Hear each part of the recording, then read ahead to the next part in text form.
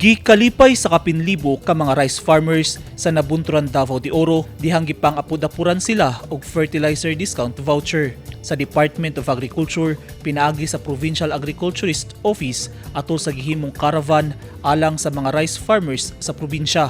Ang LGU Nabunturan ang unang nahatagan sa DA dihang gisugdan ang programa nitong Agosto 17 ning tuiga. Gihimo ang distribution sa fertilizer discount voucher sa municipal gym. Dako ang pagpasalamat sa mga benepisyaryo mag-uuma tungod na abagan sila sa galastuhon sa abono hilabi na nga nagkataas ang presyo niini sa mga merkado. Ang fertilizer discount voucher usa ka programa sa gobyerno alang sa mga rehistradong mag-uuma sa registry system for basic sectors in agriculture nga nananom og humay sa 2023 wet season. Ingon man kadtong nakadawat og inbreed ug hybrid nga binhi gikan sa DA. Magamit lamang ang voucher sa pag-claim sa mga fertilizer ngadto sa mga DA accredited merchant. Matag munisipalidad adunay alokasyon ug target nga maapod-apuran ang tanan hangtod sa Setyembre sunod bulan ning tuiga.